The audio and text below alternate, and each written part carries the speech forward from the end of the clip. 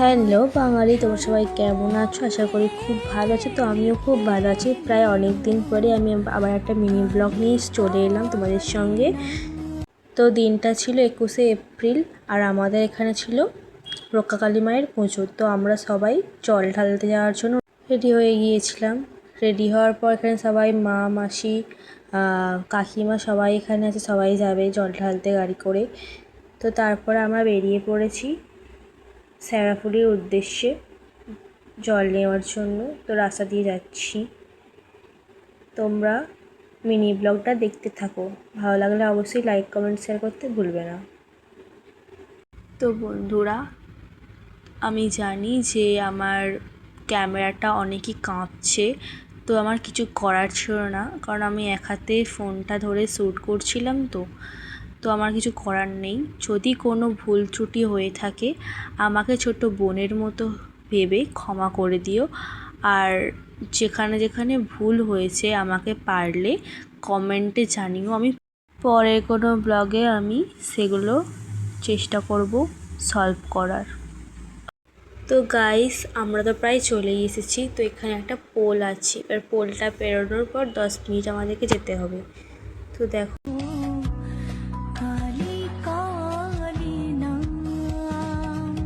কিছুক্ষণের মাত্র অপেক্ষা, তারপর ফাইনালি পৌঁছে যাব আমাদের গন্তব্যে।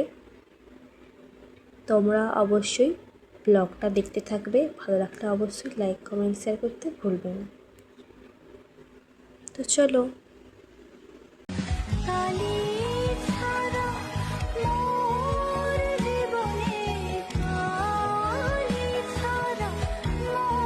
তো গাইস, ফাইনালি আমরা চলে এসেছিলাম। তো দেখো এখানটা কত ভিড়, প্রচুর ভিড় ছিল, প্রচুর, মানে নামার প্লেসই পাচ্ছিলাম না। তারপরে যা হোক করে স্নান টান করে উঠে তারপরে রওনা হলাম বাড়ির উদ্দেশ্যে।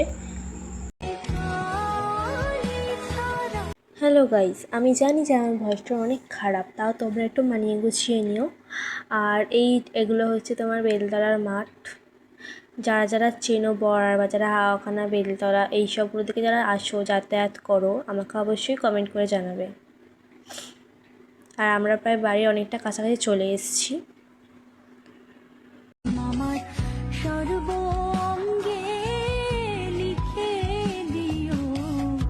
তো গাইস, বাড়ির সামনে চলে এসেছি।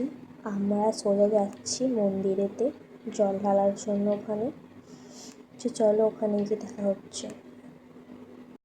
তো গাইস, ফাইনালি আমরা মন্দিরে চলে এসেছি। এটা হচ্ছে আমাদের মাঠ,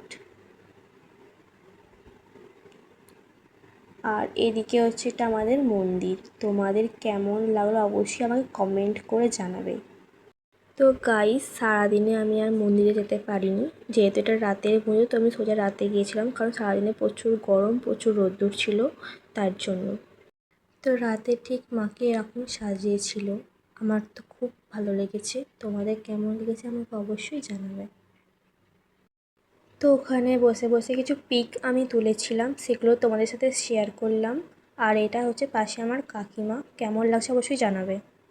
তো গাইস, রাতে ঠিক এরকম ভিড় হয়েছিল। তো ব্লগটা আমি এখানেই শেষ করছি। ব্লগটা কেমন হয়েছে আমাকে অবশ্যই জানাবে। তো তোমরা ভালো থাকবে, সুস্থ থাকবে। আবার দেখা হবে তোমাদের সঙ্গে নেক্সট কোনো ব্লগে। টাটা।